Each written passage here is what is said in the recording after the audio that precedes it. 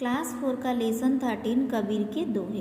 तो इसमें अलग अलग दोहा दिया गया है। सब दोहों का अलग अलग मीनिंग है।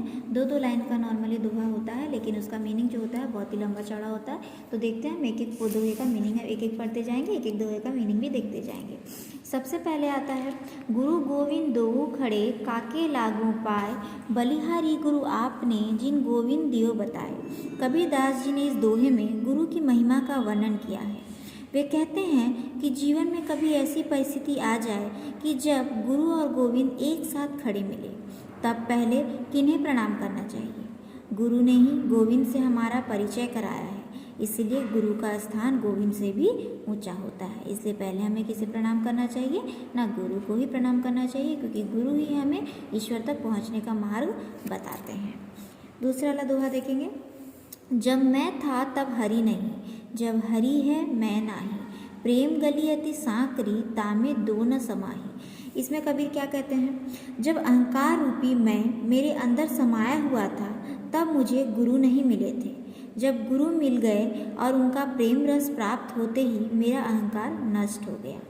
प्रेम की गली इतनी संकरी है, संकरी का मतलब बहुत पतली, कि इसमें एक साथ दो नहीं समा सकते, अर्थात गुरु के रहते हुए अहंकार नहीं उत्पन्न हो सकता। अगर अहंकार है तो वहाँ गुरु नहीं रह सकते, और अगर गुरु है तो वहाँ पे अहंकार उत्पन्न नहीं हो सकता। काकर पाथर जोरी के मस्जिद लई बनाए, ता चढ़ी मुल्ला बांग दे का बहरा हुआ खुदाए। कबीर जी इस दोहे में बता रहे हैं कि मुल्लों को बहरा बोला गया है। बहरा उनको बोलते हैं जो सुन नहीं सकते, उनको बहरा बोला जाता है। जिनको नमाज पढ़ने के लिए आवाज़ लगानी पड़ती है, यह लोग खुद नमाज पढ़ने नहीं आते।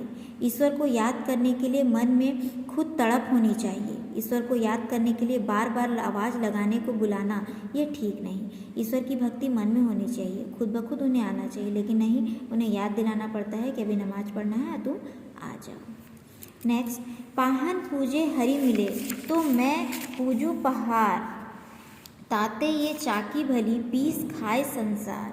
कबीर कहते हैं कि यदि पत्थर की मूर्ति पूजा करने से भगवान मिल जाते तो मैं पहाड़ पूज लेता। कबीर कहते हैं कि अगर पत्थर की मूर्ति की पूजा करने से भगवान मिल जाते तो मैं पहाड़ पूज लेता, परंतु हमें उसकी जगह कोई घर की चक्की की पूजा करनी चाहिए, जिससे अन्न पीसकर लोग अपना पेट तो भर सकते हैं। तो वो बोल रहे हैं कि कबीर कहते हैं कि यदि पत्थर की मूर्ति की पूजा करने से भगवान मिल जाते तो मैं पहाड़ पूज लेता, परंतु उसकी जगह कोई घर की चक्की की पूजा करनी चाहिए, जिससे अन्न पीसकर लोग अपना पेट तो भर सकते हैं। लास्ट वन, सात समंद की मसी करो लेखनी सब बन राय, सब धरती कागज करो हरि गुण लिखा न जाए।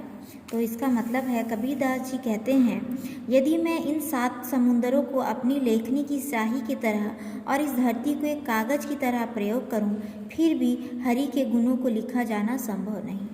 इसमें कवि कहते हैं, कबीरदास जी कहते हैं, यदि मैं इन 7 समुंदरों को अपनी लेखनी की स्याही की तरह यूज़ करूं, जो जितने भी समुद्र में जितना पानी है उसको स्याही बन जाए और स्याही की तरह उसे यूज़ करूं, और ये धरती को एक कागज़ की तरह यूज़ करूं, तब भी श्री हरि के गुणों को लिखा जाना संभव नहीं है। उनके गुणों को बखान करना संभव नहीं है। यहाँ बोला जा रहा है कि मतलब उनके इतने गुण हैं कि कागज़ कम पड़ जाए, स्याही कम पड़ जाएगी, लेकिन उनके गुणों को लिखना संभव नहीं हो पाएगा। वो इतने, उनका जो गुण है इतना, मतलब क्या बोले, अवर्णनीय है, जिसकी वर्णना ही नहीं की जा सकती। वो इतना है कि उसे लिखकर ख़त्म ही नहीं किया जा सकता, उसे कभी भी हम ख़त्म नहीं कर सकते।